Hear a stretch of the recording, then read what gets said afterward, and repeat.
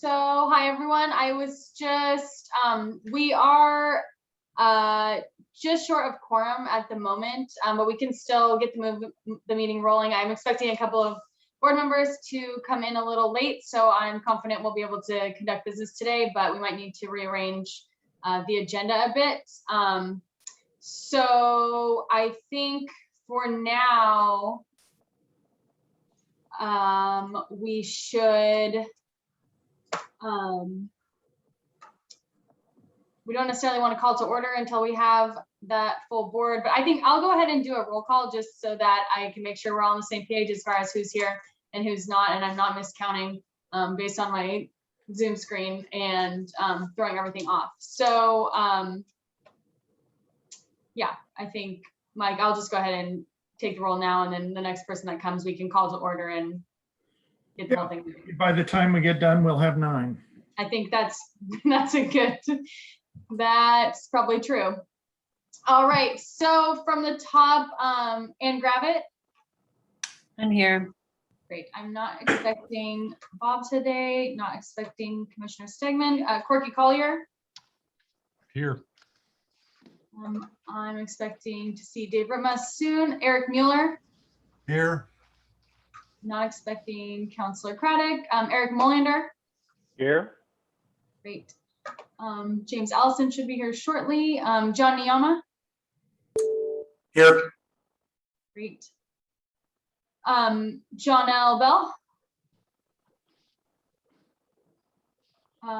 Mary Helen Kincaid. I'm not expecting. Michael Jordan is here. Steve Fancher. Here. Tanny Stephenson. Here. And Tony DeFalco is not here. So yeah, we have 8 at the moment. So we'll wait to jump into the resolutions and the full meeting. But for now, if you don't mind, we can just bump the agenda around a bit and start with something that's not a decision-making point, but a presentation from Kelly on the LCRB rules.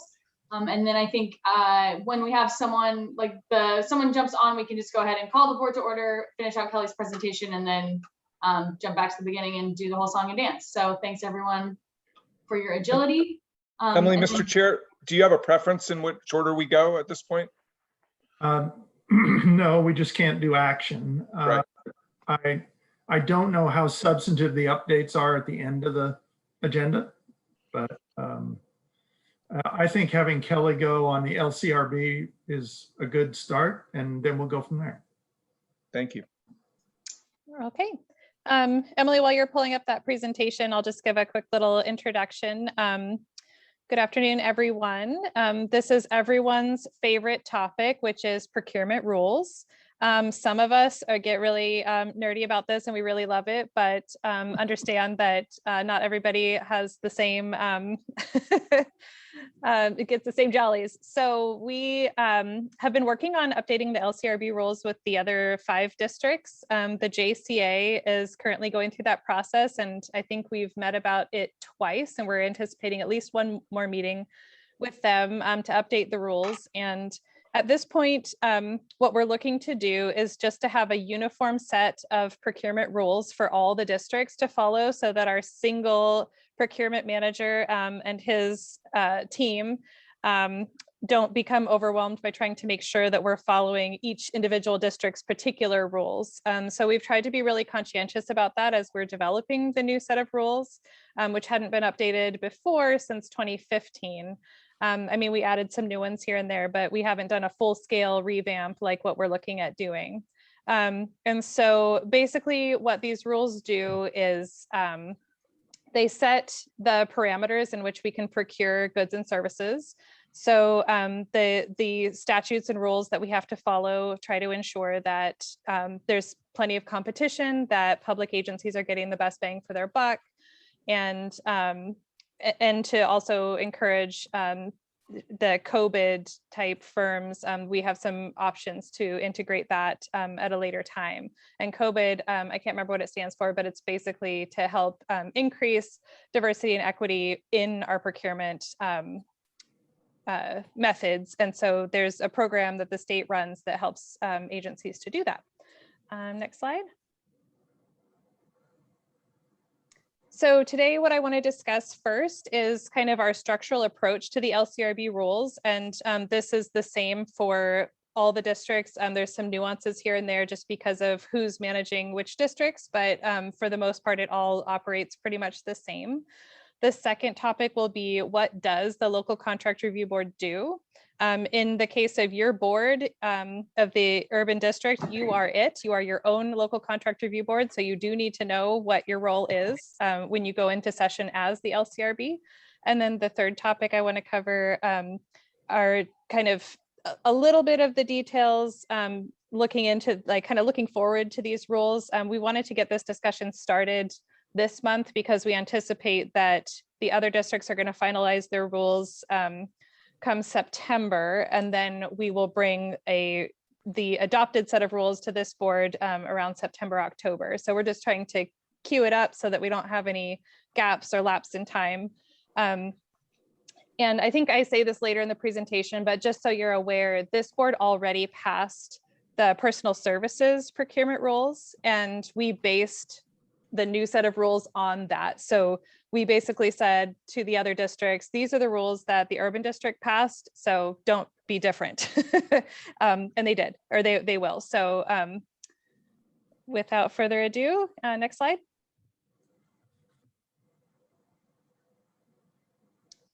So the structural approach to the LCRB rules has two components. One is the signing authorities resolution that we're bringing to you today that hopefully we will have a quorum to be able to pass. The signing authorities say under which circumstances the executive director can sign contracts. And then additionally, we have our financial signing authorities resolution, which is also before you today, that says when staff and executive director can sign checks. So these are kind of two separate authorizations, but we want it to be clear and transparent when those things can take place.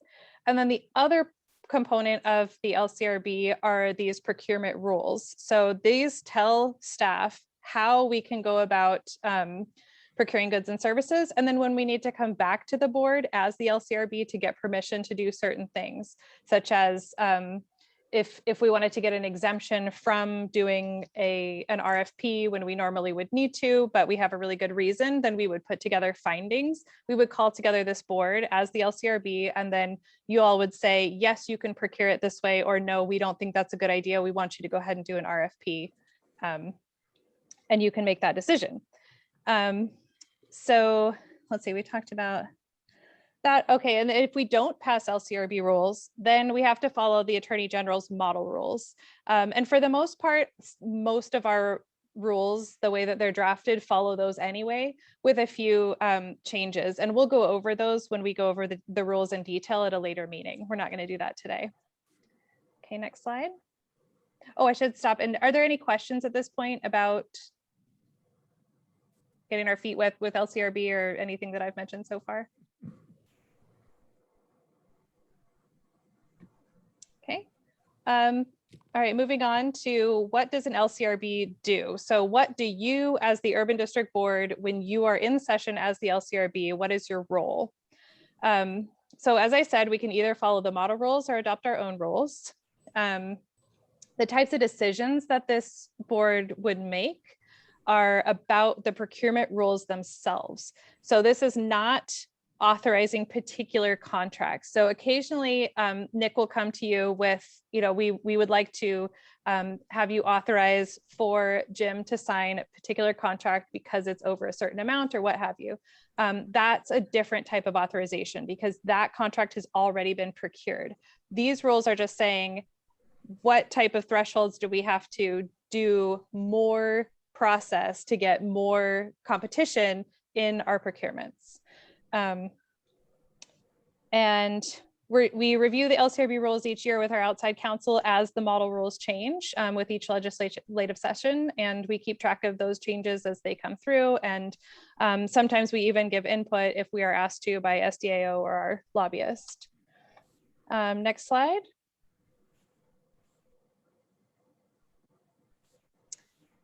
Oh, there we go. So the third section is about the details, but I won't scare you off with too many of them at this point. As I mentioned, we mostly follow the model rules with some modifications. And then we also have some additions to the model rules. For example, this year we added a whole section about using federal dollars in our procurement. So if we're planning on paying for something with federal dollars, that comes with its whole own set of requirements.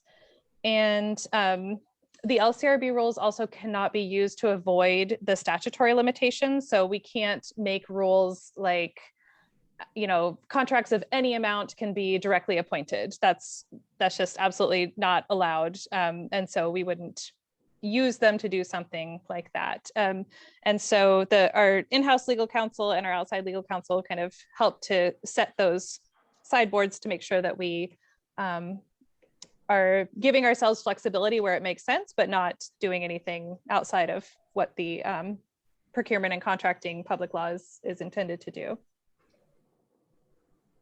Next slide.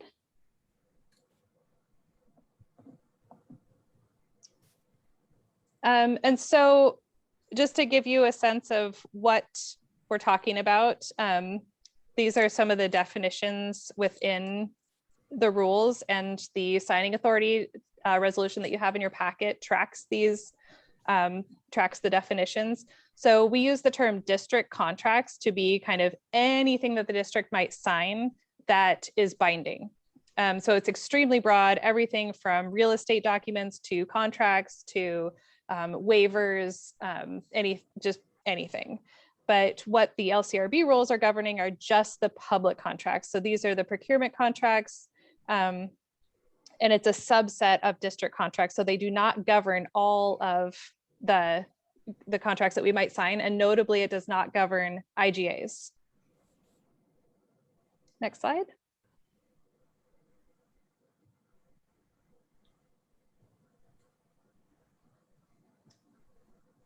And just as a general statement, when we're doing some kind of a procurement, if a project manager needs a good or service to get their project done, we would look at what is the value of the good or service to be procured. And in general, that's what dictates how much process we would follow. So can we directly appoint this contractor if it's under 10,000? Do we need to use an intermediate process, which generally uses 3 bids? So we'd have to reach out to 3 vendors and get 3 bids and go with the one that makes most sense for us. Or is it over 150,000 and would require some kind of a formal RFP process? And that's just very general. There's a lot of nuance in there. I'm not the person to answer those questions. We have a very, very competent procurement manager, Jim Knopf, who is in charge of these things, and I'm grateful. And then depending on how the contract was procured, that tells us how we can amend that contract later. So if we directly appointed a contract for the full amount of $10,000, then we can only add an additional, I think, $2,500 on top of that. So we can't directly appoint a contract and then amend it to double the price. That's not going to work. So if we got into a situation where we needed to do that, we would have to go out and do a different type of procurement in order to get the additional value of services added on top. Next slide. And personal service contracts, we've already discussed this, and you've already actually passed a set of personal services rules, which is really nice because that's kind of the area where there's the least amount of guidance. Basically, if you don't pass a set of personal services rules, then you have to treat them as any other type of service. And the reason why you would want to have a special set of personal services rules is because these types of service, as they're defined by the rules, are not the sort of thing that you might want to just generally procure. They usually require some kind of additional relationship with the district, and you kind of want to have as much flexibility as possible to get the best match for what your needs are. And so I'm not going to cover this a ton because we've already done this and we've already passed them. So those are already integrated into your set of rules, which is great. And that's what the other districts are going to adopt as well. One change that we did make, sorry, Emily, with the definition of personal services or what we have designated as examples of types is that we tailored it to things that we've seen within our district just based on our experience, and they didn't look like that before. So it's just nice to have some clarity and guidance for staff to know when is it considered a personal service, and I can use this set of procurement rules to procure those kind of contracts. Okay, now we can go to the next slide. Okay, so next steps. The JCA, like I said, is currently reviewing the LCRB, the set of rules that have been highly vetted. I think we're on version 14 or something now with our outside counsel and our contracts manager and our team of contracts staff. So hopefully this will be reflective of the current needs of the districts. The JCA is hopefully going to pass that around September, I think, and then we will bring this back to this board after they pass it. And like I said, these rules really need to align because it's just too administratively inefficient for us to have to manage more than one set of rules with our small team. And then just as a note, we are definitely aware and we are in agreement of the need to incorporate DEI and COVID principles into our contracting processes. That is not in this set of rules. And the reason for that is that the rules most urgently need to be updated to reflect current law. And but we are in the process of looking into a policy that we can adopt. We are reaching out to the MPA and MPP program at PSU. They often have students that come through at the master's level that are really driven and just some of the most amazing students I've ever met and worked with. And they have to do a capstone project that's called a 509. And we felt like this would be a perfect project for a student to research that has interests in public sector and in equity principles, to look into some of these programs that other agencies have. Metro has a highly sophisticated COVID program, and looking at ways that we can scale it to our needs and integrating it into our processes in a way that can help us reach some of these goals. So that's where we're at currently. I see Mike is crying, so I guess that's good. I laughed, I cried. It was a tour de force. Are there any questions?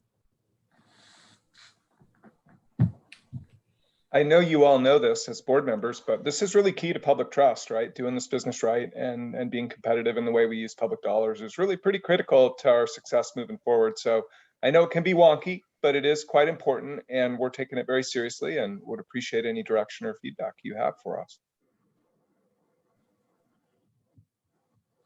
Just when do you think we will come back with the COVID policies? Yeah, so that's unfortunately dependent on the student schedule. So if we get matched with somebody, they sometimes will choose to do 1 or 2 or even 3 terms.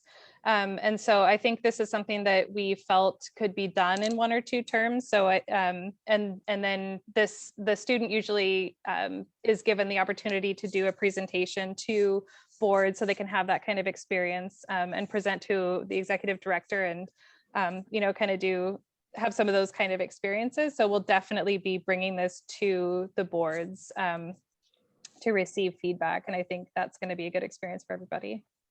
Yeah, we should know soon whether we're going to be successful getting a great supporter in a capstone student. And so I would hope that we could have an update for you this fall on that. And then ideally by sometime in the spring or early summer, we would be able to have that all done. We have been collecting model code or model rules from other organizations like Metro. And I think the staff will back me up when I say I've been pushing pretty hard on this particular topic. So I'm going to keep my attention on it because I think it's very important. Thank you. A follow-up to Mike's question. You answered one by saying that you've been gathering what other Metro and others have been doing. What would the student do? I mean, if you have the information about what other local governments are doing on COVID and DEI, what exactly is the student project?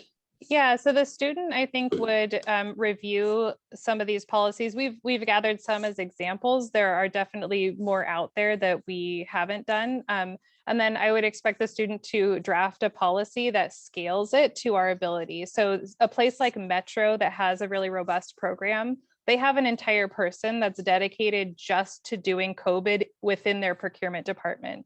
And we, on the other hand, have 2 full-time staff that work on contracts and procurement and contract administration. But we're in a completely different scenario. And so I think what I would be looking for this person to do would be to work with staff to come up with something that we can implement that would allow us to make a real difference in what we're doing, but at a scale that we can manage at this point in our size.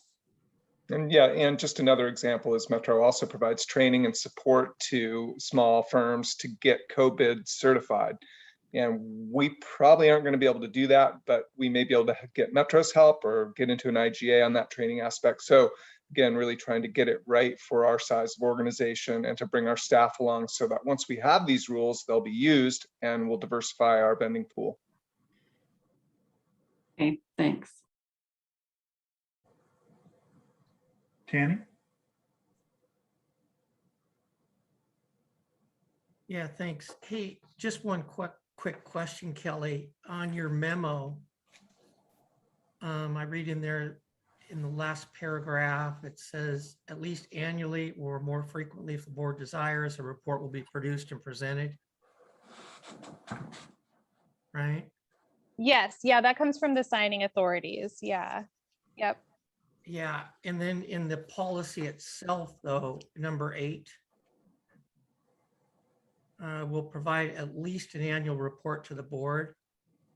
I was thinking we'd kind of line those up a little bit better, maybe.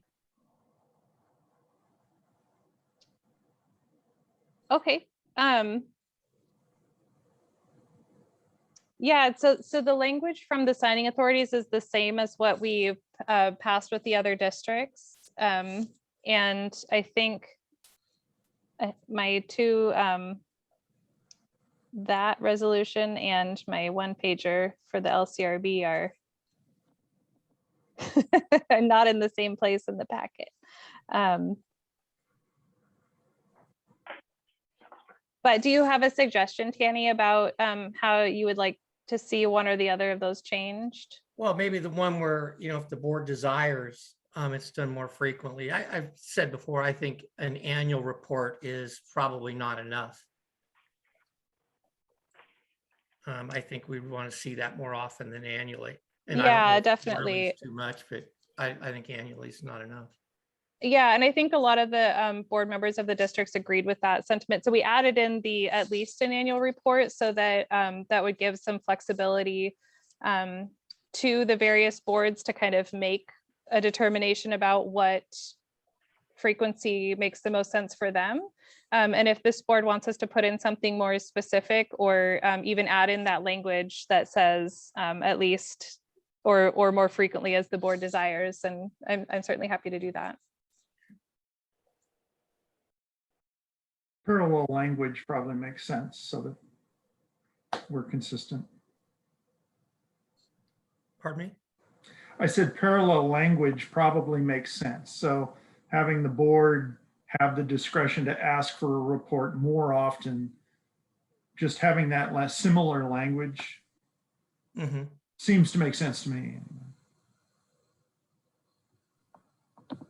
And we can maybe discuss this a little bit further when we get to the signing authorities section. And because I think one of the things that we discussed with other boards was, and particularly, I think it was Sandy that said, or no, it was the JCA. Then they said every meeting, because we don't meet that frequently, we want a report. And that makes sense for them because they meet maybe 4 times a year. And so we're definitely happy to track those kinds of requests and make sure that the boards are getting the information that they need to feel comfortable. And it sounds, Kelly, like it wouldn't be hard to conform the language so that all 5 boards are operating from the same parallel language, correct? Yeah, that's how it's currently drafted. And Okay. so I'm happy to change it for this board, but I think we could, just as effectively talk about what that frequency looks like and make sure that we're meeting those needs. And again, we're happy to provide that information at whatever frequency you guys desire within mostly reasonable, not every day, but more often than once a year certainly makes sense to me. And I know we're going to be gathering that information more often anyhow, so it'd be perfectly okay to share it. Well, if I'm looking at, maybe I'm not on the right page, but on page 8 of the packet, I think number 8, that in the, what's it called? The policy and district contract signing authority delegation. Isn't that where it references will provide at least annual report? So I mean, I don't think it limits it to once a year. So doesn't that give us the ability to say, hey, at the next meeting, we want a report? Or am I on the wrong page of the packet? No, that's correct. And you definitely, this board can, even without this policy, this board can ask for those types of reports at any frequency. And we're certainly happy to accommodate that.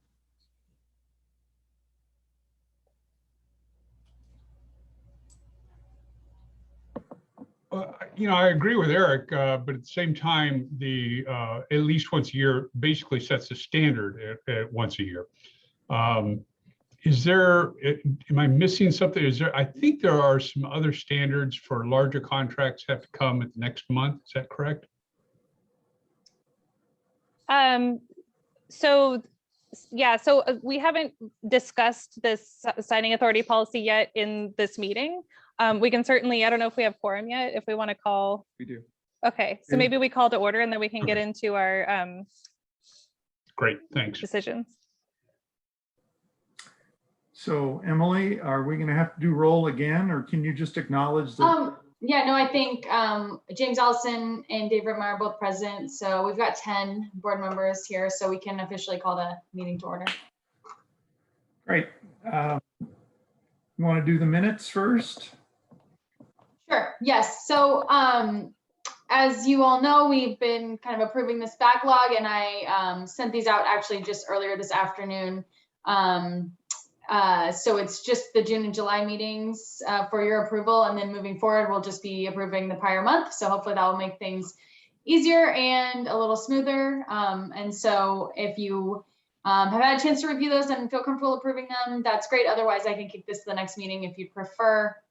But like I said, I have the June 2021 and July 2021 regular meetings of the board for your approval.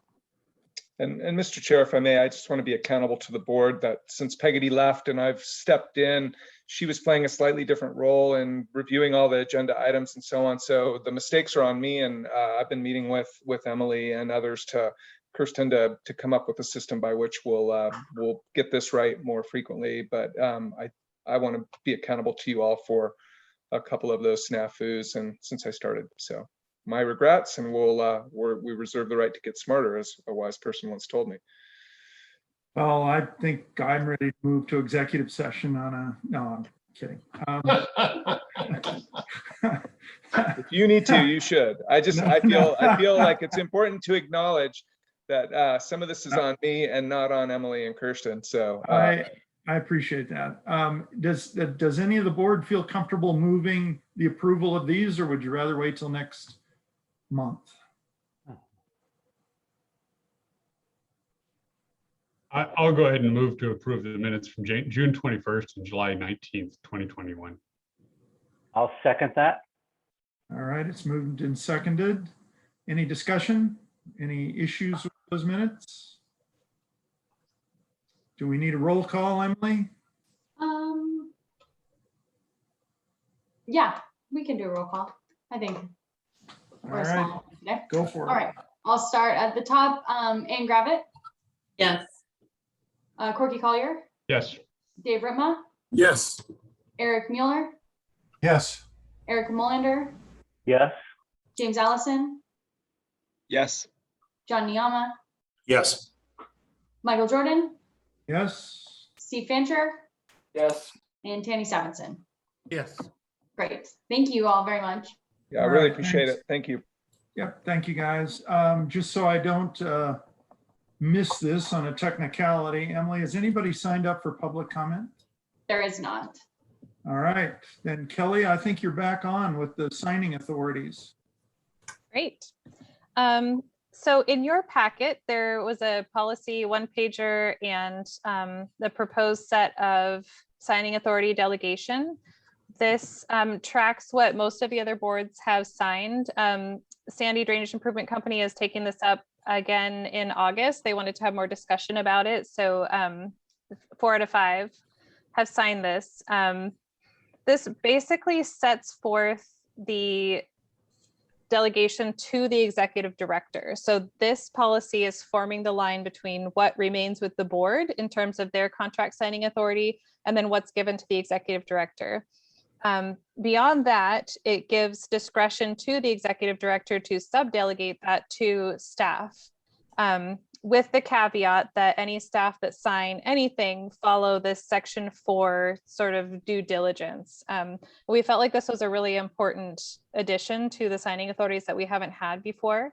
It just kind of reiterates to folks that when you apply your signature on something on behalf of the district, when you're binding the district with your signature, this is what it means. These are the things that need to be checked for.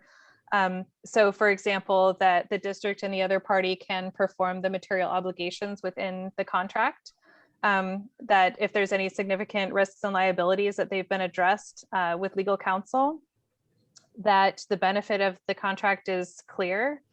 And that if there's anything kind of beyond a usual risk or something that you would normally see with that sort of contract, that we would bring that back to the board and say, how do you feel about this? You know, is this too much risk? Or, you know, particularly with some of the large construction projects that we're going to be taking up, I imagine that we may be having some of these conversations in the future.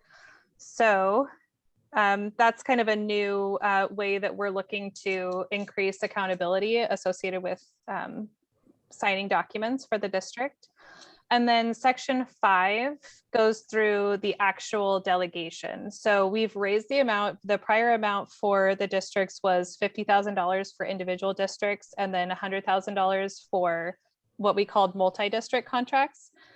We've raised that amount to 100,000 across the board. We felt like that was a good number given kind of the sorts of contracts that we work on now and how we're seeing the contract landscape changing for ourselves, as well as keeping a 5-year limit on those contracts. So anything that's going to go on for longer than 5 years, we would want the board to weigh in on that, because what that means is you're not going out for more competition after 5 years. And we also clarified about task orders, because I think it's confusing sometimes that once you have a price agreement in place and you're issuing task orders under it, that each of those individual task orders are actually contracts. So we just wanted to make that abundantly clear in these rules that if any individual task order crosses some of these thresholds, that we would need board approval for those.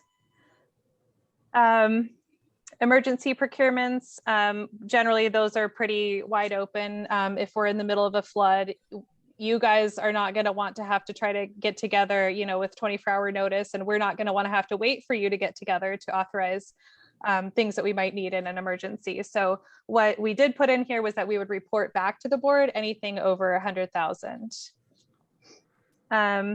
Subsection 6 addresses amendments. So that's amendments to either a contract or a task order. And again, we just wanted to make it really clear that task orders are contracts and how we should be addressing those with our signature authority. Receipts of gifts or grants would go to the board if they are over 50,000. And we generally, I don't know that we've ever really had that come up. So occasionally we might get a grant of land or something, or but it really doesn't come up that often. But again, we wanted to be prepared for anything that might come up so that we're not left in a lurch in case we need to know how to handle something. Sale or disposition of surplus personal property. The district doesn't have any personal property at this time, but again, we just wanted all of this to align with the other districts so that we would be operating all under the same principles. generally, if the original purchase price was more than 50,000, so you're looking at, you know, large equipment, things like that, then we would bring that to the board to declare as surplus, and then you would let us sell it. Intergovernmental agreements that are just for the purchase of goods or services. So in other words, if we're using an IGA in place of another type of goods or service, then we can do that up to 100,000, or that's what we propose. Task orders issued under intergovernmental agreements that have been reviewed by legal counsel. And if it's an intergovernmental agreement for service, we generally would bring that back to the board if it's a new connection to the system. And that's just something that's kind of it exists in the other ORSs for the other districts, their authorizing statutes. But we felt like it was a good principle that anytime somebody wants to connect, you know, a new outfall into the system, that should go through the board and not just be something that staff is managing on their own. In addition, we proposed some real estate rights that the executive director would be able to receive. So anything that legal has reviewed and that benefits the district. So if we're getting an easement for, say, a development review, things like that, that we definitely want to be collecting those at every opportunity. And then other temporary real estate documents like licenses or permits that project managers might need to accomplish their projects. And then to accept indemnifications and waivers. So those would be things that would go through legal counsel, but that you guys certainly don't want to be reviewing every time that we receive indemnifications. And then the authority to lease our personal property and equipment for reasonable fees. This is something that we currently have a practice of doing with various partners. You know, we have kind of you let us borrow this equipment of yours and we'll let you borrow this equipment of ours, and it works out well. And so we just wanted to make that authority explicit in here. And then, yeah, this discussion that I anticipate we're going to continue right now, the Section 8 talks about the annual or more frequently report to the board. So what that report would look like, I imagine, and this is kind of what we are working out with boards and staff and thinking about what's going to work and what can we manage at certain frequencies, is sort of a high level summary of what contracts have been signed using this authority. So Jim says, you know, I've signed 10 contracts that were between $100,000 or between $150,000, and they generally were for X, Y, and Z services and goods. I don't know. I'll leave that up to the contract experts to figure out what might go into that report. But that way you can get a feel for how this authority is being used that you've delegated. And then otherwise, everything else remains with the board. And so we would be coming to you for that authority if needed. All right, discussion, go. You had mentioned earlier that this had been addressed by the other districts or some of the other districts already? Yes, this has been taken up and by 4 out of the 5 boards have passed this. And so we got a lot of really good feedback from the other boards and some of their, public and legal representatives. And so we feel like it's a good policy. We feel like we've put a lot of thought into it. And we feel like it's really going to bring additional transparency and accountability. And we have more conversation this week with STIC and obviously the conversation that we're having right now with the interim board for the urban district.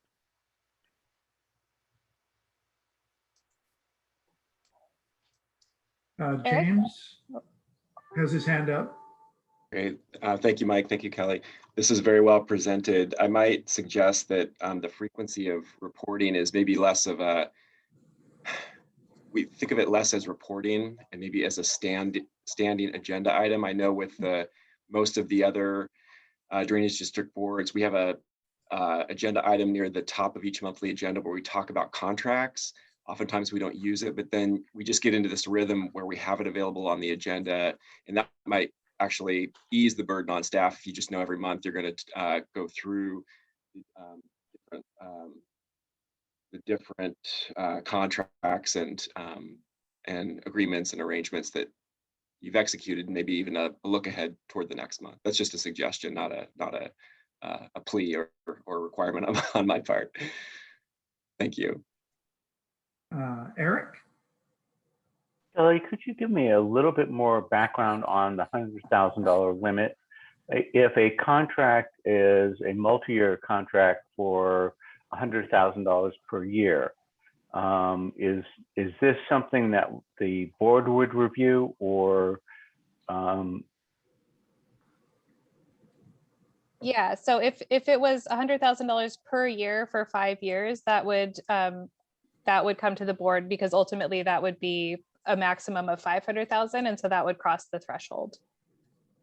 And Kelly, I think if we were to amend 100,000 or less contract to push it over the limit, we would also come back to the board for that approval.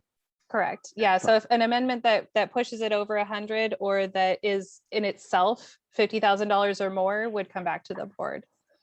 perfect? Thank you. Kelly, you said that the rules are somewhat suspended in case of an emergency. Have we defined emergency, or is it a declared emergency, or is it? Yeah, so there in the LCRB rules, we address emergency. And I will find the answer to that question during somebody else's presentation, and I'll No, pop it up that's- in the chat. But fine. yes, it's basically an emergency that I think the board can declare an emergency, the executive director can declare an emergency.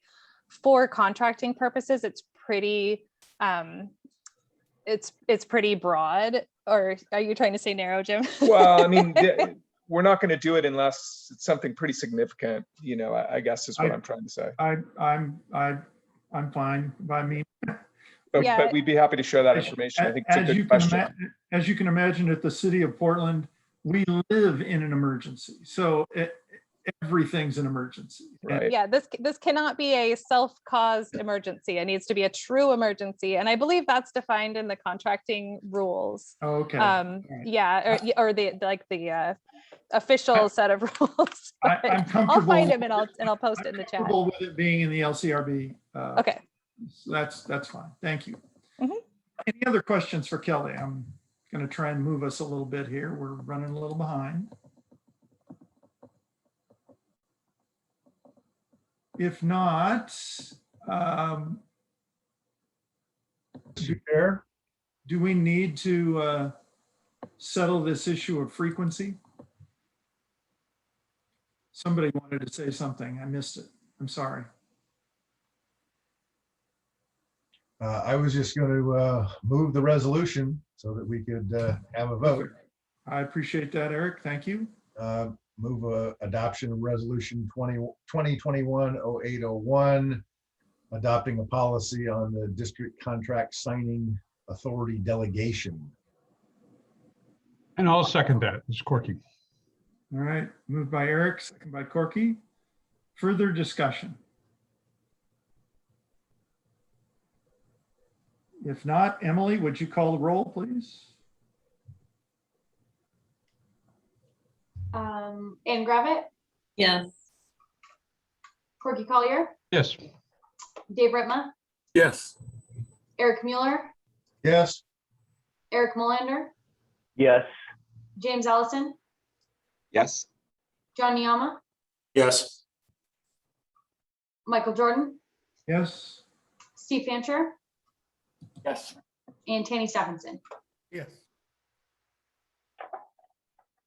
Okay, great. Thank you all very much. I believe, Kirsten, you're up next with the public testimony policy.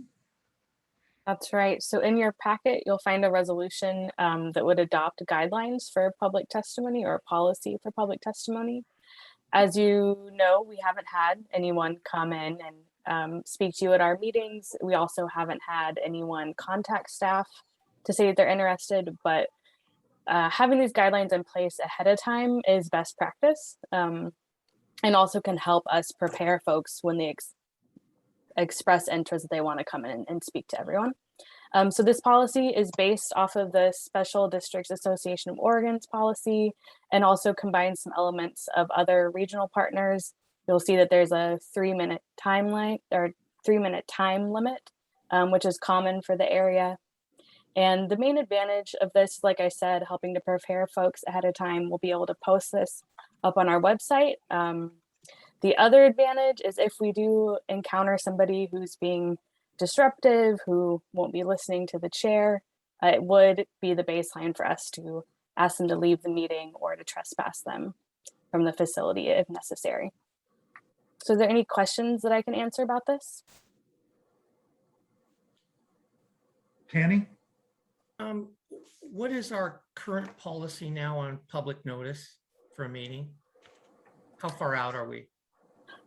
So right now we aim to have public notice in the newspaper 7 days ahead of the meeting. And we also post the agenda online ahead of the meeting as well. When do we usually post the agenda? It's around 7 days usually, no later than when the packet comes out to y'all.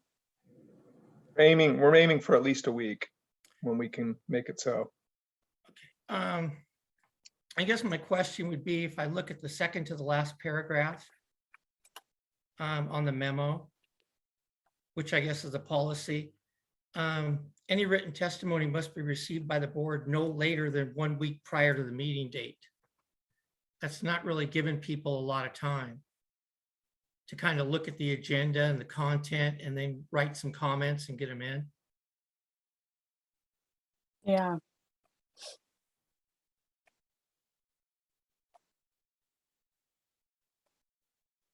And I think that is actually intended to kind of go the other way, where we wanted to make sure that if folks were presenting written testimony, that you would receive it by a week prior to the meeting so that you would have a chance to digest it. But certainly there's this other thought that if they don't know that they should respond to something, how would they know to send us written testimony? And just kind of as a side note, we would always recommend to staff that if we did receive written testimony and they didn't meet that week guideline, that we would make every effort to make sure that that person was heard. I think this is kind of giving more of a guideline than a strict, oh, you missed the week, so you're not going to be heard at this meeting kind of a thing. Yeah, and I get it. You want to put all of this in the packet that comes out to us, but that might be a tough lift. I'd be able to do that. Yeah, I would agree with Tanny that, the packet coming out and somebody who has an interest going through it, well, they may not have a chance to go through it the day that it comes out. And they may go through it over a weekend and come up and say, well, I want to comment on agenda item number 3 because I think that affects my community or whatever. And that may still be a couple of days before the meeting. I think not giving them that avenue, I think we're just asking for trouble. We're sort of setting up a straw man saying, well, we allow for public comment, but only if you know what you're going to say before we actually publish the agenda, because it's going to come out and then the deadline's right there. So, I don't, not to say that what we're doing elsewhere is the best solution, but I believe some of the cities out in East County, they provide for written testimony, particularly in this COVID era, 24 hours before the meeting. If somebody wants to submit some public comment to the council, they've got to get it to the city recorder 24 hours before the meeting. And typically then she gets it out to the city council members, that email out to them in advance so they're aware of it. And as Tanny points out, this page here, which says that it's 7 days in advance, I mean, the resolution says that's the policy. So I don't think we want to adopt the policy and say, well, we adopted the policy, but we told the board we weren't really going to follow the policy by holding anybody accountable to it. So would it work to change must to should, or do we need it even more flexible than that? I'd suggest, and I agree with everything that's been said, and I think the intent here is to make sure that if the public wants to access us with written testimony, that they can do that. And so, and I would suggest that if in fact, for some reason, the testimony was voluntary and and complex, the board always has the ability to extend their decision-making timeframe to take more time with that testimony. So I would suggest, and this is maybe trying to be a compromise, I would suggest we've been meeting on Mondays, Monday afternoons. That doesn't mean we won't meet at a different time, but I would suggest that it needs to be in, yeah, I would say close of business, the business day before the meeting. So if we keep doing Monday afternoons, that means it's got to be in by close of business Friday. That gives us the full weekend to look at that testimony. And I think gives somebody at least the ability to write some stuff down if they want to get it written down and get it in to the district. And an attempt at a compromise. I see. Mike, does Yeah, go ahead, Eric. Mike, does the way this policy is written, does it give you enough flexibility to say to somebody that does have a really complex presentation, don't worry about it, we'll give you 15 minutes on the agenda because it takes a while to get through all of this? Well, I think the chair has the discretion regarding the length of time for testimony, either to shorten it, or I would suggest probably to lengthen it if in fact it's a really complicated issue. And my experience with this, however, is that 3 minutes is plenty. And then if it's a complex issue, the board will start asking questions and the person will be up there for an hour. So that's just my experience with this kind of thing. But and you know, you could envision when we get into issues around revenue and the structure of that revenue structure, not only will we get written testimony from citizens, we'll get written testimony from attorneys that represent businesses and property owners in the area. So I think we want to try and give them time to submit written testimony. And then we're just going to have to be flexible as we run our meetings. And if it's a complex issue that a lot of people want to weigh in on, we'll probably extend the public hearing time to another meeting. That's just the practical nature of this business, quite frankly. So again, I would just say close of business, the business day before is Friday afternoon, at least how we've been working. And if it's not Friday afternoon, it's almost 24 hours, as Eric had mentioned before, or we can just say 24 hours before too. Yeah, I would just want to make sure that flexibility exists.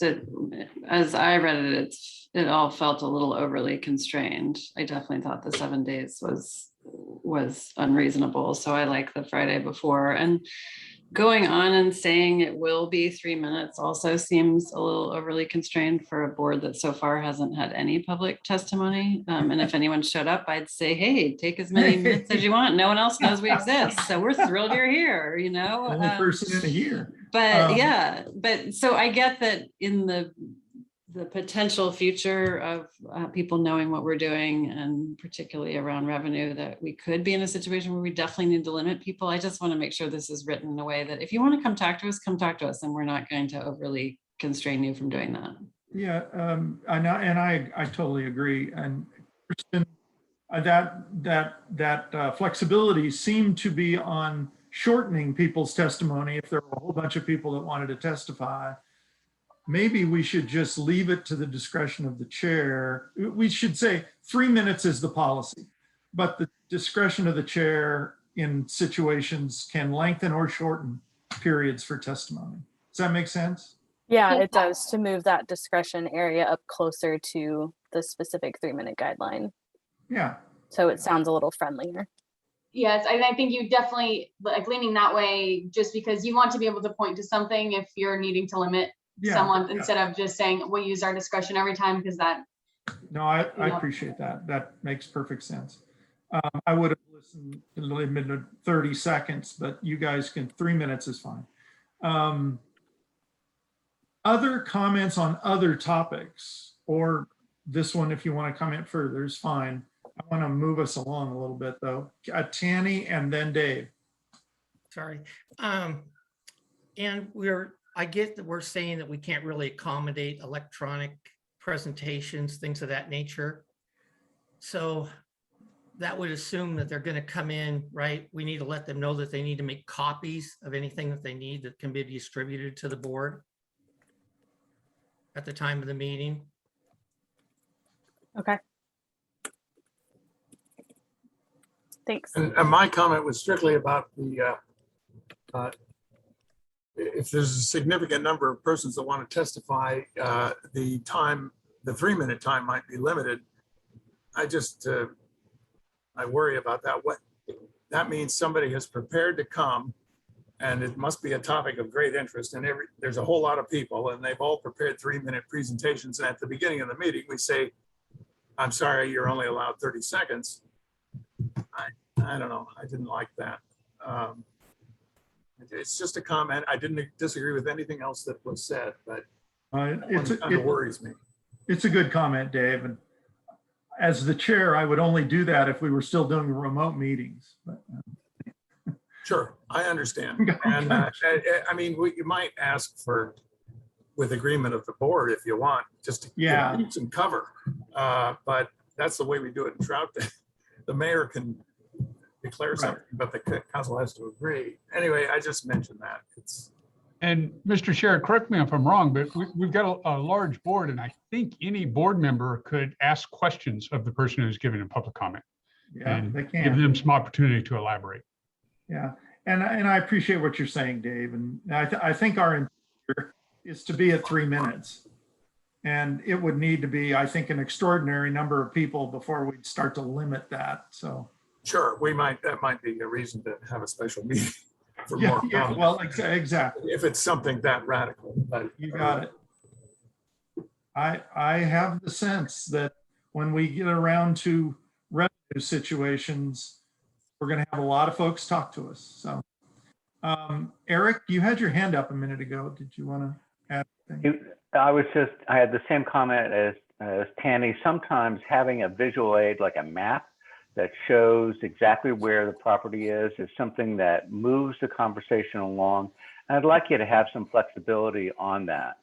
I understand why we have the limitation on whatever kind of presentation, electronic presentation, because you get into all kinds of strange issues where PowerPoint doesn't work on this system or that system. So, but having the ability to have somebody use a map or a diagram or an engineering drawing really does prove a picture is worth 1,000 words. That makes sense. Yeah, it does. And perhaps we could, Kirsten, have some language in there that might encourage, we might want to say electronic presentations like PowerPoint or things like that are discouraged. But we might also want to say, if you wish to present some kind of visual representation, you need to work with the staff beforehand to make sure it can be presented efficiently. And we're not, like you say, in different platforms, it doesn't work. And then people feel disadvantaged and all those kinds of things. So you have to work with staff in advance to get any kind of visual. Does that make sense? Yeah, this has been great feedback. I appreciate it. All right. Okay, gang, I'm going to move us because we're kind of slipping time-wise. Kirsten, can you take all those comments and bring this back at our next meeting? Yeah, I'd love to. Further, that'd be terrific. All right. Thank you so much. I think the next issue is the financial authorities. Is that right, Nick? Yes, sir. I'm looking forward to it. Okay. Financial authorities. To clarify, so you approved earlier in this meeting Resolution 0801, which was for contract signing. And we tried to be clear that the contract signing is one set of authorities. And now this resolution we're looking at, Resolution 0802, is for financial authorities, basically other than contracts. This includes basically the signing of checks, which we're going to talk a little bit more about, opening up bank accounts, establishing credit cards, moving funds between our accounts. So each of these is described as who can do what. In each case, it's either a board member or a staff member, the ED, myself, and several others. So that's in general what it does. The part we're going to probably talk about in a minute is signing of checks. So if checks in general over $5,000 under current practice require 2 signatures. I'm not planning on changing that. But I'm going to come back to that in a second because it's more complicated. Checks up to $25,000 can be signed by certain board members, the executive director, and the 3 deputy directors. Checks over 25 currently require 2 signatures from either board members or the ED. So that's our current levels of authority. I did make one change over the weekend, and with Kelly helps and Jim's approval. The motion, if you decide to pass this, the motion would be exactly the same, but I made a small change to the resolution. And that is, over the past several months with COVID, the board passed motions to say that instead of coming in to sign checks, basically you could authorize the checks by email. That's been well received. Most board members are doing that. So as we update these resolutions, I've added that to the rules where it now says, the current language says that checks over 5,000 require 2 authorized signatures, one of which must be a board member, or we can have 2 staff sign the checks and then the board member approves them by email. I added that because that's what we're currently doing and it saves board having to come in. So that's basically it on the resolution. Any questions? If they get real complicated, I'm going to ask for Kelly's help, but go ahead. Eric, go ahead, Eric. I had contacted Jim and Nick earlier when the packet came out, and I guess as I read through it, I don't have any problem with the resolution. I guess my feeling is though the Exhibit A, signing of the checks is sort of the very back end of the process, and it to me it seems like we have board members involved at a far too greater degree of detail of a routine accounting process. It may have been with the individual districts, and there wasn't the benefit of the executive director and the new CFO that we haven't had before. The smaller districts individually weren't subject to local budget law and TSCC hearings and so forth. But the new district is going to be much larger. I think consolidated district is a more current structure and so forth, whereas the individual districts have a long kind of heritage or history of practice that has been the way it's been done for years. And I guess I look at this and I feel like it requires a great deal of unnecessary staff time and kind of productivity costs to support this degree of involvement. And the board's responsible for setting the policy, for setting the frameworks, and for expenditures, there's going to have, if it's a capital project, it was in a CIP somewhere, and for capital as well as all the other expenditures, there was a budget that was established and was approved. And just as we talked about earlier in this meeting, as well as a few meetings ago for personal services contracts, there's a whole set of structures and policy constraints for the procurement process. Signing of the checks is sort of the very end of the process. The controls are really up front. You're going to approve the capital improvement project. You're going to approve the contract for the contractor to do it. You've approved a budget. This is the back end, and paying for a contractor's pay application is going to be something that they've submitted. It's been reviewed by the project manager, and you know, Bill or Owen have signed off that the work has been done, the part-time volunteer board members aren't going to be able to be knowledgeable as, you know, the professional paid full-time staff. And so, you know, to me, I look at this and say, okay, we're establishing the policies for the new consolidated district. In this case, I don't think just replicating what's always been done, maybe historically for the smaller individual districts, is really the best choice. And so I think that we need to revisit the level of involvement and you know, the check signing responsibilities. So that's my piece. Okay, thank you. Eric? A question of clarification, Nick. When we talk about checks, is that also going to include electronic payments? We don't do any currently, but yes, it should. We can tweak that language. Okay, please. Thank you. It would be worthwhile for me.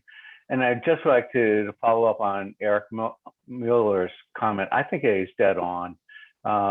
It is just a pain in the neck to come in and have to co-sign checks at Columbia Edgewater for stuff that I know was agreed to 5 years ago, but it's $6,000 a month for some insurance contract, and it does, okay, you know, I'll make time for you this time, but there's a point at which it's important that you have some sort of oversight and audit, but that should be upfront. And at this point, once it gets down to a $5,000 fairly routine payment, you don't need the eyes of the board members on that.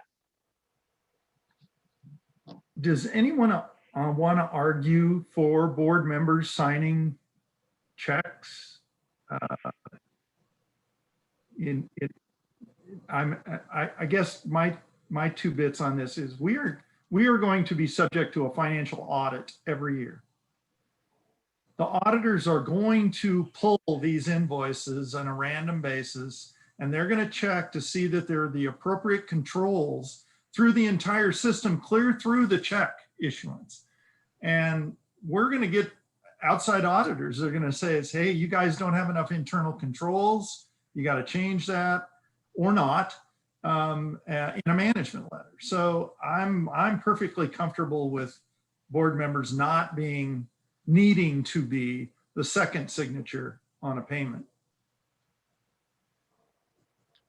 I guess, Mr. Chair, I just would also say it's sort of like, well, we've hired a CFO for the first time in the history of the districts. It's sort of like, you know, if we're not going to expect him and the ED to manage these things day to day, to some degree, well, why are we doing their job for them if we've, you know, if they've been hired to focus on these things? And to some degree, it's also not fair for a volunteer part-time board member to be knowledgeable enough about, you know, every transaction to know whether, well, was this all properly, you know, here and so forth. I think we need to rely kind of on the upfront policies, and this is this to me is just sort of the back end, finish the paperwork. Yeah. Tanny, did you want to say something? Why would you think me? Well, I thought you had I thought you put your finger up before Eric spoke. Not necessarily. The only thing I would say is, you know, where exactly does our level of responsibility lie? Mm-hmm. And I agree, going down signing checks often is a pain in the butt. But some of those things, you know, need to be done. And I'm probably a little bit more the other way.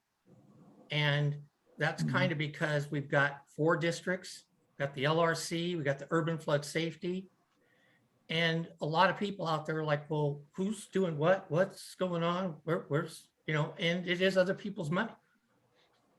Sure, sure. And I agree, we've hired excellent people. And I think they're doing a great job, but it's, you know, what is our what exactly is our role and responsibility? I mean, where are we on the hook? You hear a lot about discretionary immunity and things, and where is it if there's a problem? Right. I agree there's going to be an audit, but that isn't where I want to find out something's gone sideways. Sure. James, Allison? Thanks, Mike. I agree with everything that's been said. And I guess maybe want to reiterate that a little bit by saying, I think ultimately we'll benefit from a flow chart or a diagram that shows for the board, the procurement authorities, how different types of procurements and agreements move through different levels of authority. And I also agree that then the payment on those agreements, that's the staff responsibility. And I think that should be also transparent and documented, because really that's typically a software handled by software where staff have approvals at certain levels. So I think we do need to have transparent documents separating these two things: the board responsibilities for procurement authorities and process, and staff authorities for payment authorization, and some software system appropriate to the scale of the organization to manage those payments and to have that record available as software applications do.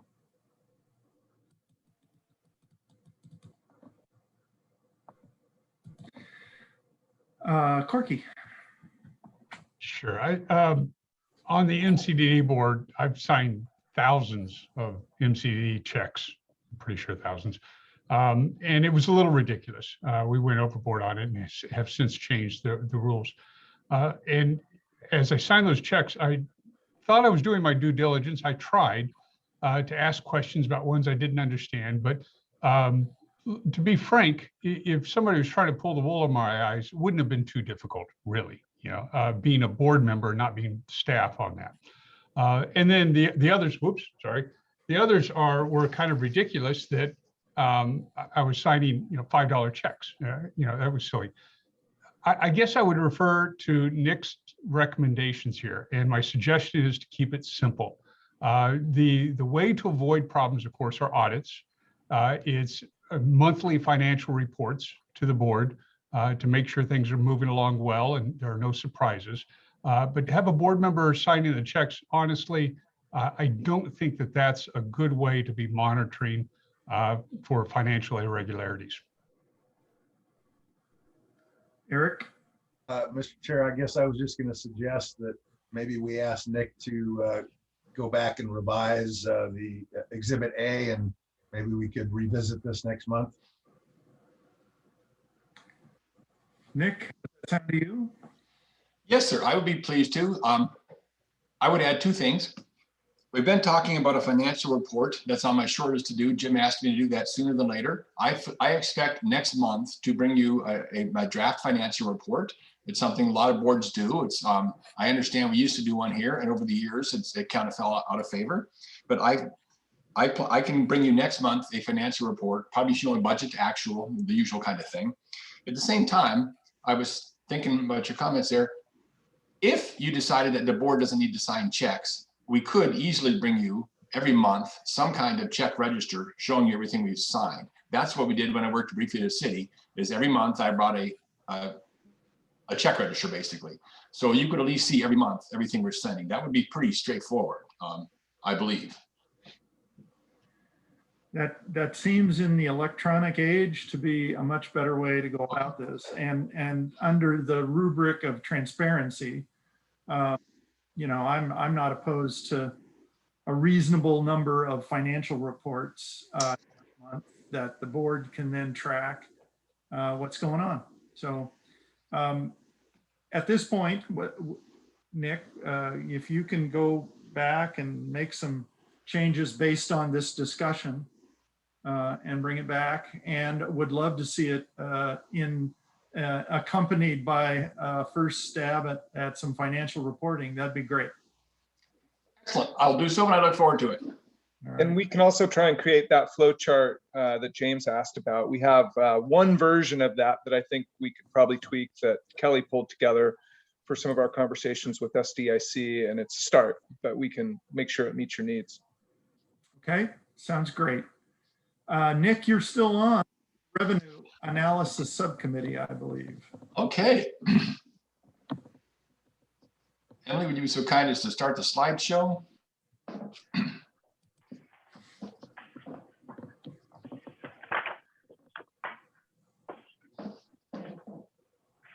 Sorry, holding for a second. The first thing up is the list of the names of the current folks that, as far as I know, have volunteered to be on the Revenue Development Committee. So let's start with that. So you can see there's currently 9 members that have volunteered. Wait, 1, 2, 3, 4, yeah, 9. As you can see there, James, Shirley, Ann, Michael, Mary Helen, Paul, Eric, Tanny, and Eric. If you volunteered to be on this committee and your name's not there, then I apologize. Please let me know. Or if your name was there, but you no longer wish to serve on, let me know. Nick, I may want to just say Paul is not with the board. Oh, thank you. And I think Dave Ripma has been interested also. I've sent in a couple times my interest in being on this, and I don't know. Anyway, I apologize. Dave, I apologize, sir. That's probably my fault being new here. I apologize. I will absolutely add you. I welcome you on the committee. Yeah, thank you. It's why we wanted to bring this to you today, to just make sure we had it right. There's been so much change and transition. So again, regrets for any mistakes on our part. Okay. Oh, I'm sorry, Steve. I've also expressed interest in being on this committee. Okay. Now, it is obvious this is for discussion, this is a quorum. I was talking with Emily, that's not necessarily a problem. We can certainly post the meetings we have as a board meeting.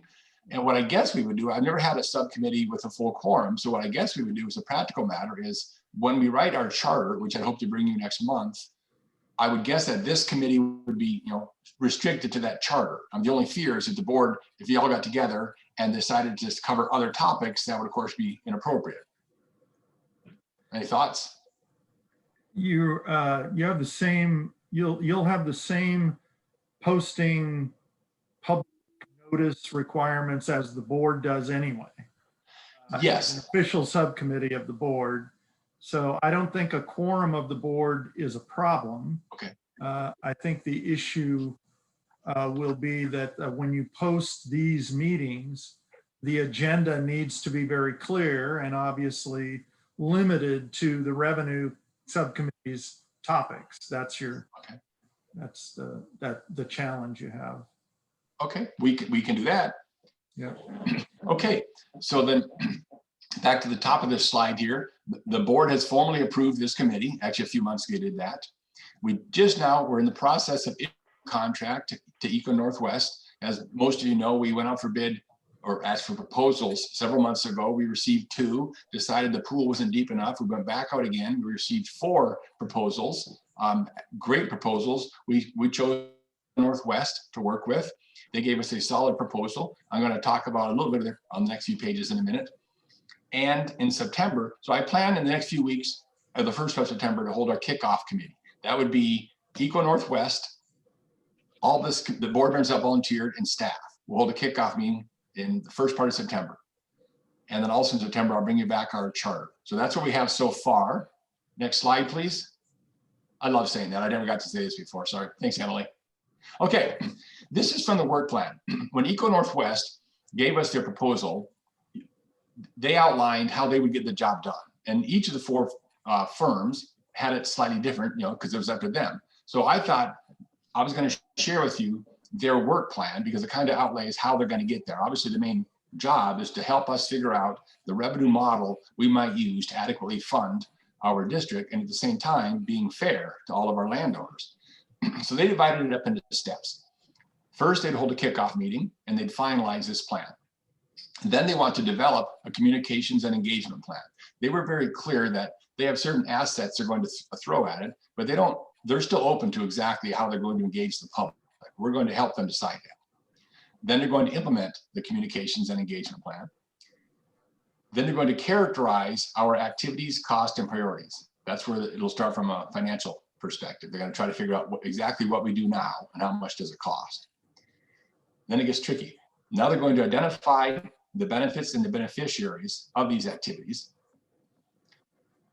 And then the meat of the matter, identify and characterize all of the revenue options. Of course, ORS 550 mentions list 4 of them specifically, and any or all of these can be used. So part of their job is going to be to analyze all of them. And then 1.7, develop an actual revenue model. Tie all these things together and say, how might we pay for this district in the most fair method? Then perform an equity analysis of those revenue options, basically make sure no one small subgroup gets shorted or treated unfairly in any way. And then they'll write a report for what they've done in phase 1. There's 2 phases total, phase 1 and phase 2. So that's phase 1. Any questions on phase 1? Okay, next slide, please, Emily. Nick, I think it's worth noting that on the communication side, and Evan can chime in on this, that Echo Northwest won't be solely doing that, that we'll probably be bringing on some additional contractors with expertise in community relations and engagement to supplement Echo Northwest. So just in case you're wondering, our economics firm will not necessarily be the sole engagement lead for us. We're gonna supplement that. And that is critical. Obviously, the public engagement is a huge part of what we're doing. I don't think, a lot of people don't know currently who we are. So it's important that when we go for a GO bond, or if we get questioned or challenged on the rate structure, that more people know what we're doing and why. Did you want to add to that, Evan, on a communication plan yet? No, I think you both hit the main points. Sorry, thank you. Okay, then phase 2 is confirm the work plan for phase 2, continue the communications and engagement, and then put it all together and write up the draft recommended revenue structure option. In other words, the exact plan. How should we pay for ourselves? That, of course, is the big question. Assess the benefits and risk of this draft plan. You'll critique it heavily. Then develop a final report.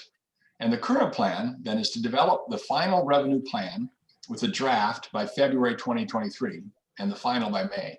That timeline is under review still. I mean, we're talking about, what exactly we can do with that, but that is the plan as we currently have it. Any questions or comments or discussion? Nick, if I may just add to the final timeline, we know that depending on what the rate structure or what the structure is that you all select, if it is a utility structure, there's some requirements around City of Portland, the council reviewing it. And so those are things that we will factor in as we get closer and start to think about what that final timeline looks like so that we can wrap all of this up. Thank you, Evan. And I should add, I didn't mean to imply any of these steps were easy. There are many questions here that I personally don't know yet. So that's just kind of the outline of the steps we plan to go through together.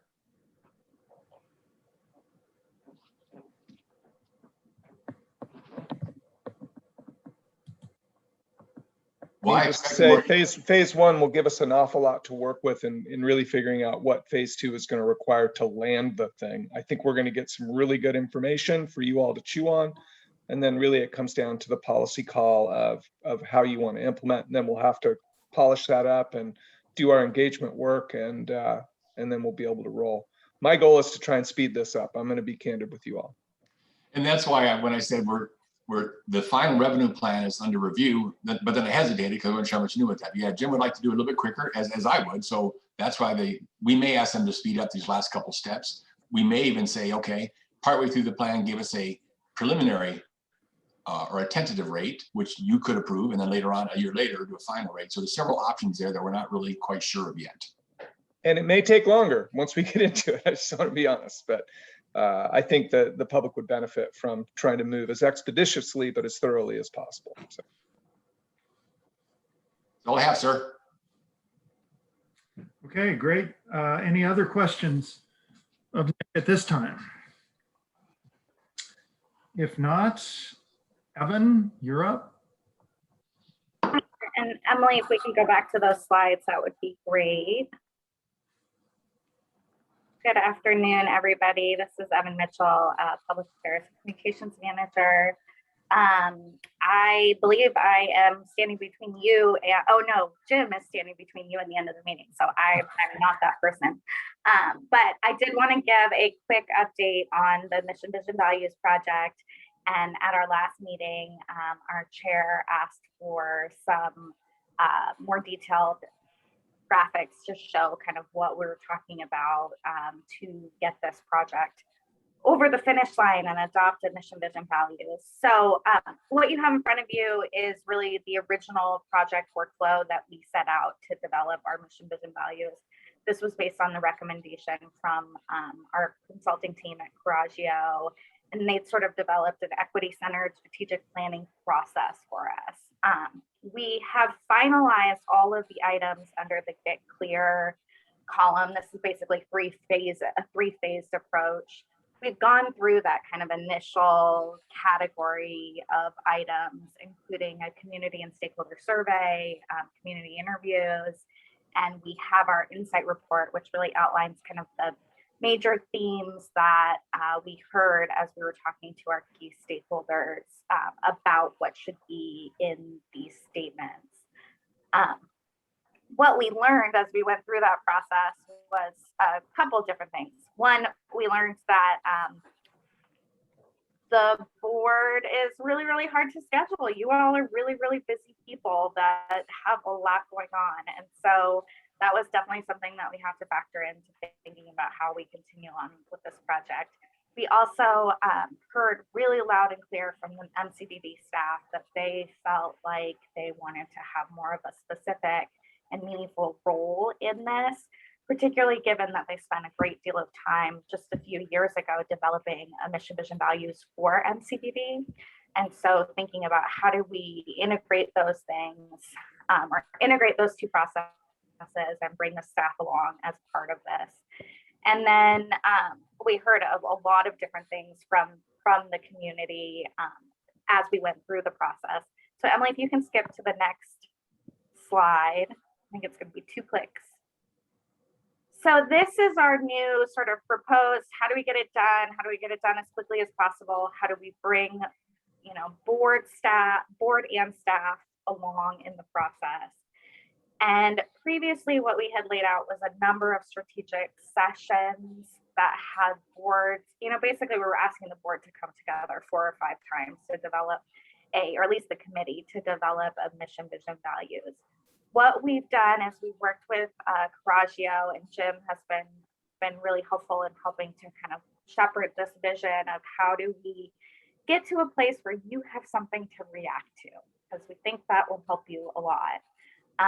And so what we're currently thinking is that we will start with a 4-hour work session in early September for staff, and whichever committee members can make it, choose to participate.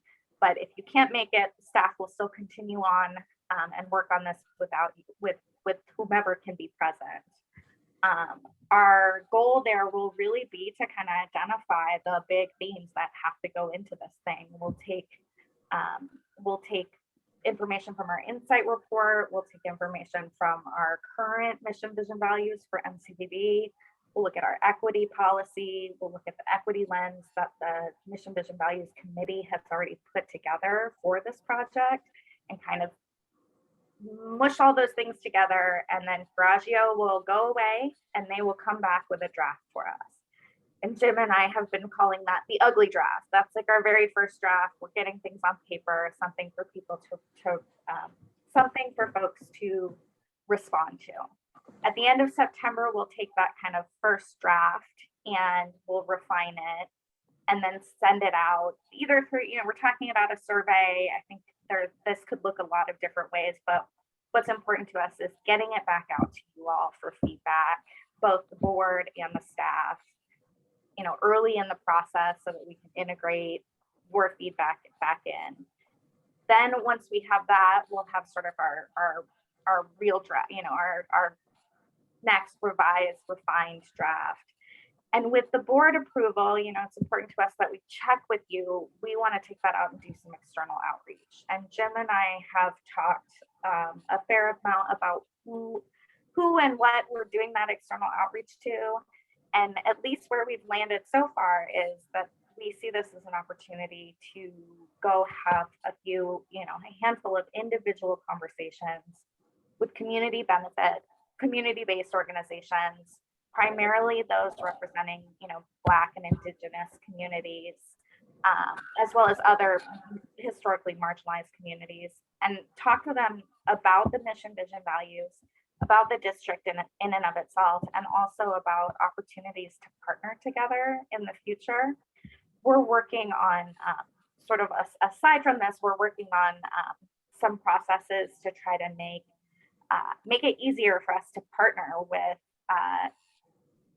CBOs as well as just individuals through either stipends or smaller payments. And we'd like to start to have some conversations about, as we work through this revenue structure, how can we bring more people to the table and involve them in meaningful ways. We see this as an opportunity to do some of that outreach, which is why we've got the outreach sort of spread over a 3-month period. And then Emily, if you can click for the next. I think the thing I want to point out here is that when we do this sort of tentative approval, you will have a very, very solid draft.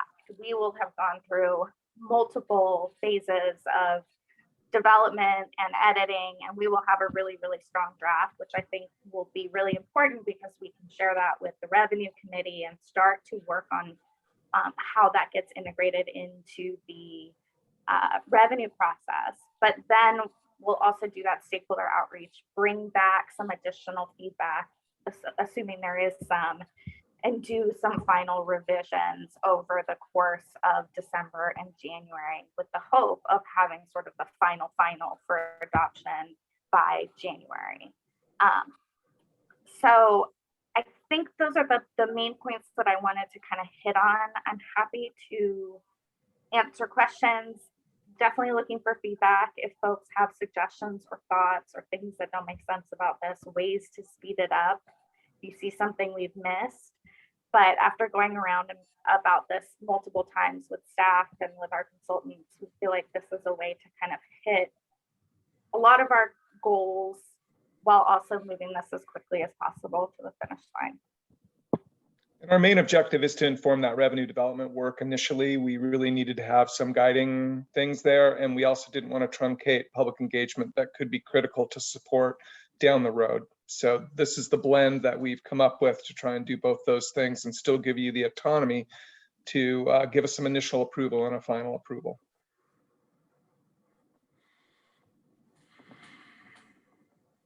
Any comments, questions of Evan?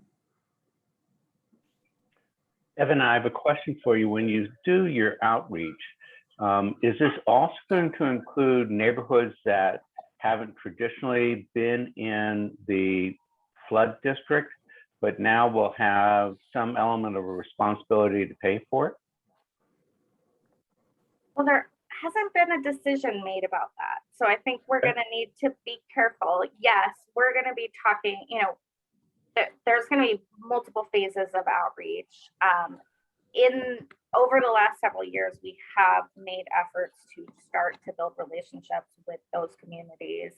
And we have some of them represented here, including John from Wood Village. I think, what we had focused on for this round of outreach was some of the community-based organizations that represent primarily BIPOC communities. So we're talking about Verde and NEA and Urban League, the Coalition of Communities of Color, those types of organizations where we recognize the need for long-standing partnerships, long-standing relationships, so that we can start to build partnerships that will then support us when we go in to do more outreach in those communities. For instance, having a community-based organization that we're working with that can do outreach to Latinx populations really well. Those will be the types of relationships and partnerships we need to have built over the long term, so that we can do outreach when we get to those conversations about the revenue structure. This is all sort of in motion right now because we're planning, so we can certainly add more groups. I think the more we add, the longer it takes. So I just want to, kind of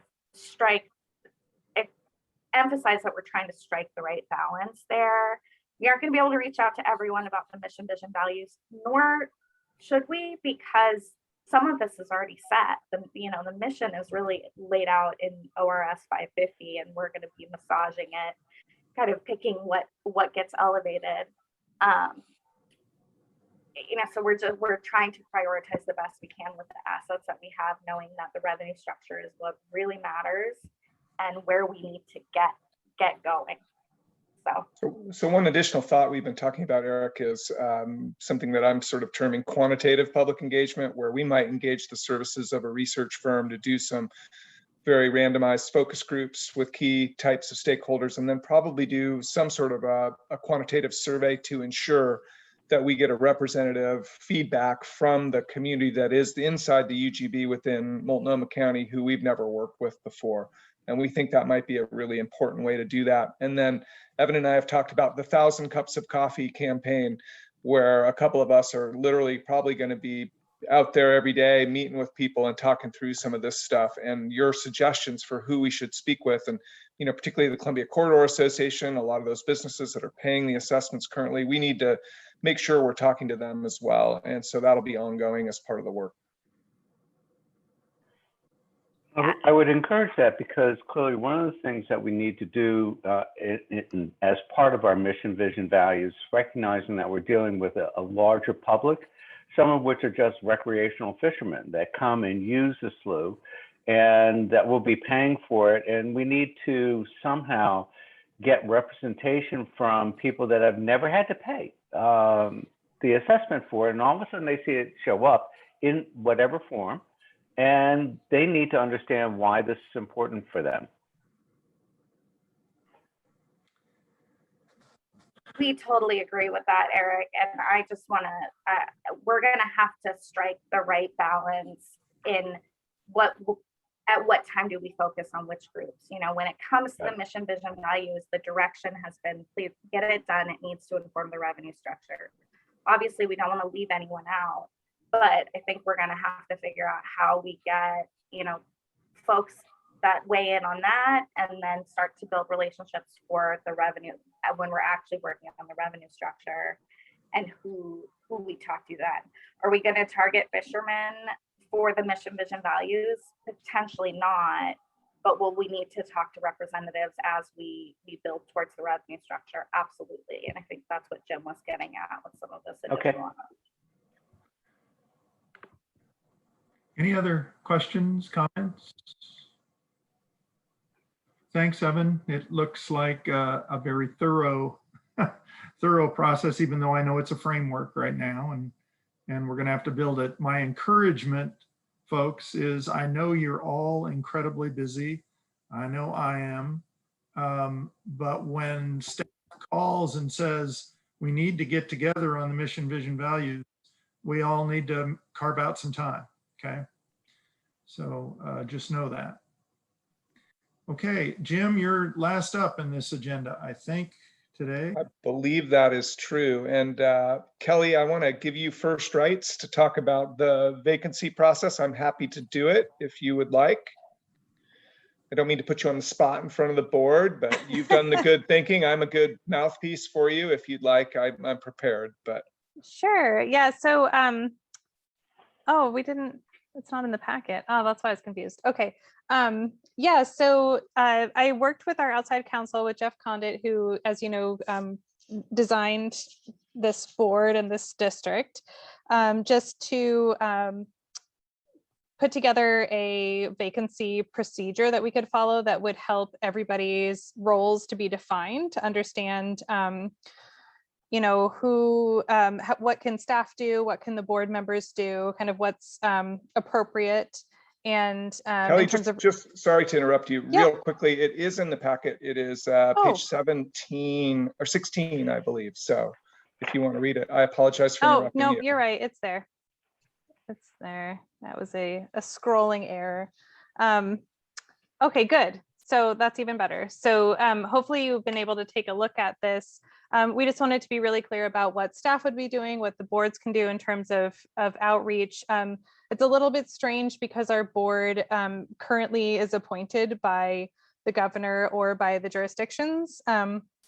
And then when it becomes a semi-elected and semi-appointed board, it's just, there's some different rules that apply. So this covers everything. We feel like this is a good process that makes the roles clear and kind of gives us a way to start outreaching to individuals that might be interested in filling these vacancies. What we do know is that the governor's office is not interested in refilling the positions that they already filled, at least not for the initial board. I think there was maybe one idea to reach out to the applicants to those positions to see if they would be willing to share those names with us. But otherwise, the only other requirements are that the folks who leave a position that has requirements, so which they all do, so whether it's it's representing a jurisdiction, or that they live within the current drainage district boundaries, or that they represent a nonprofit of a certain type, they just have to continue to meet those requirements, the person who's filling the position.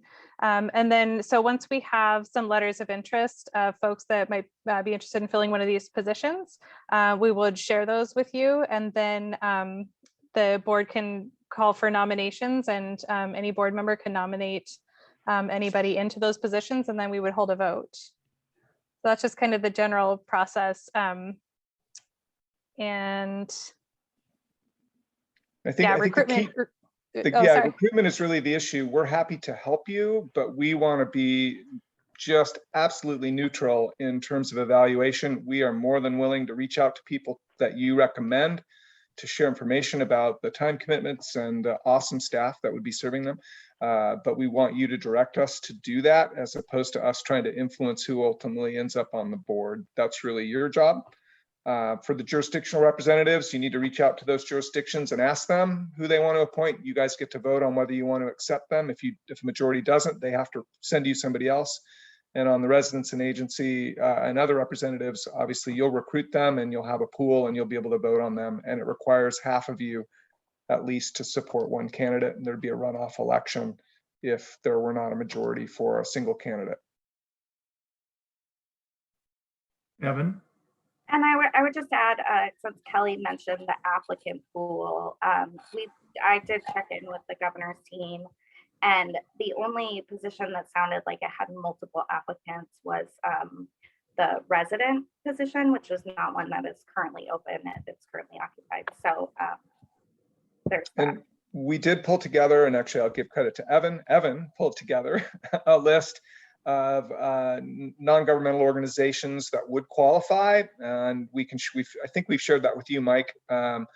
And it's the Vanport Mosaic comes to mind, the Confluence Project, the Oregon Food Bank, the Northeast Neighborhood Coalition, the Portland Harbor Community Coalition, and Wisdom of the Elders, who we're doing some other work with, and the Columbia City Watershed Council works with as well. So those were some initial ideas that that we came up with to hopefully help you out, and we can do more thinking if you direct us to do so. That list, has that list gone to all the board members? Yeah. No, sir, it's only gone to you at this point. We could happily share it with everyone. Evan, you want to say something? And I would just, yeah, I would just add the Northeast Neighborhood Coalition, or the Northeast Coalition of Neighborhoods, was not a recommendation Right. for It's the human being people associated with it. who has some deep ties in the community who might be able to make some recommendations for us. Well, regardless, I mean, I'm willing to cast a broad net, but I'd love to see the recommendations come from board members. And if that list can get out to everybody, and we can give some kind of a time frame for suggestions, people who are interested or should or would be. I mean, we can handle outreach and getting letters of interest and the logistics, but I appreciate that you want board members to be engaged in recruitment as much as we can. So I'd like to get that organizational list out and to everybody, and I don't know, a week, 2 weeks to get people to get us names or suggestions that we can put a list together and do outreach and get letters of interest and get the process moving. Does that make sense? Eric, you've got your hand up. I agree with what you're suggesting that you were saying. I guess I was just going to ask whether you or Jim wanted a motion to approve this initial board vacancy procedures that was in the packet, or whether that's not necessary. I don't think it's necessary, but it probably doesn't hurt. I don't. It won't Kelly hurt. would- yeah. Well, then I would move to approve the initial board vacancy procedures updated August 5th, 2021, as included in the packet. Is there a second? I'll second. Second by Steve Fancher. Any further comments on the process? I just had a question. Sure. Did you say you were hoping to get suggestions? Sorry, I missed that. In a week or two? Is that what you said? Yeah, I think 2 weeks is more reasonable, probably. 2 weeks. Okay, great. Yeah, I just wanted to ask Emerald, and I think she's out all week. So I just wanted to know. Okay. I Thanks. know it's vacation season. We'll see what we have in 2 weeks. How's that go? And That works. Thank you. see if we've got some. We will send out the initial list to all of you and put that 2-week deadline in there. You should receive something tomorrow. Great. Emily, would you call the roll for the vote? Sure. So this is a motion to approve the vacancy procedures and formalize those.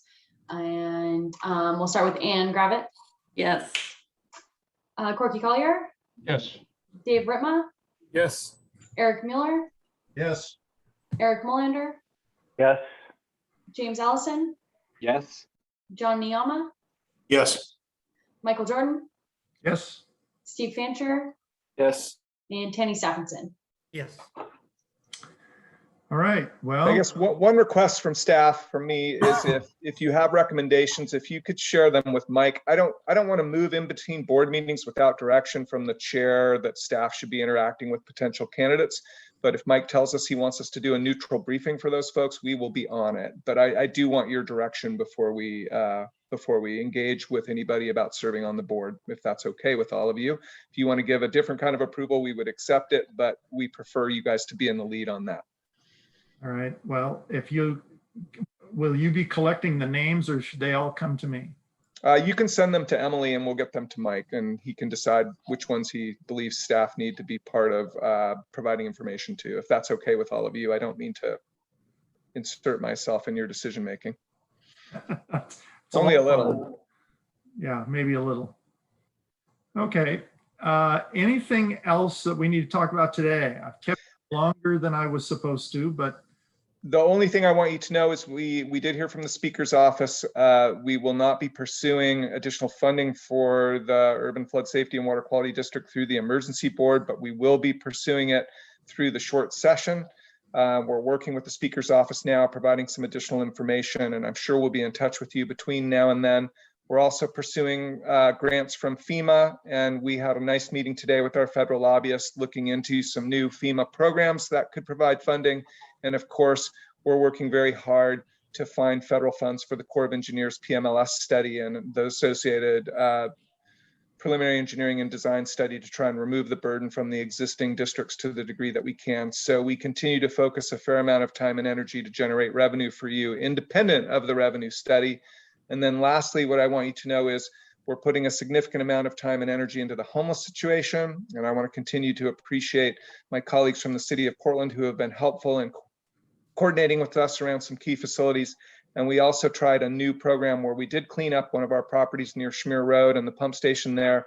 It went pretty well, and we learned some things, and we're going to be trying to replicate that. We will be going to the historic districts in August with an update that we're going to be asking them to approve some new resolutions in September that codify our authority to post the time, place, and manner restrictions for camping and other activities, not only on the properties that we own, but on the properties in which we have easements.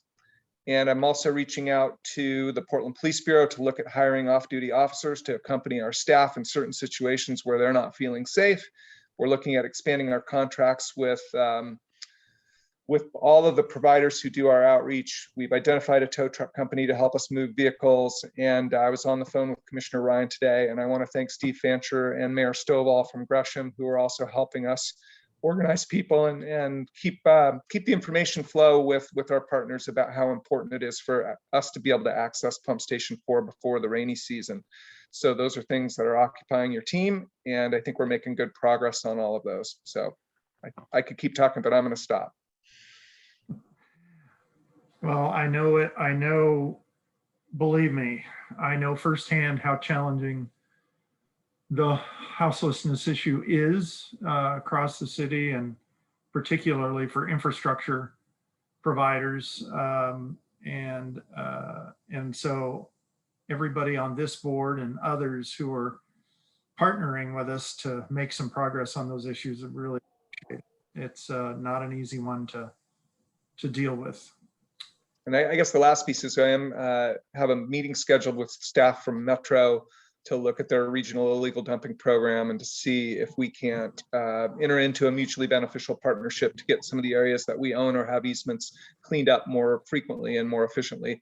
Again, early in the process, but they were very interested in having that conversation. So we're hopeful we can find a way to help clean up a little bit more frequently and a little more effectively going forward. But again, more to come. It's going to take a while for us to move out of this situation. Okay, gang, anything else? All right, I thank you for your time. Really appreciate it. It's vacation season. Get some time off. Thanks, you all. Thanks all.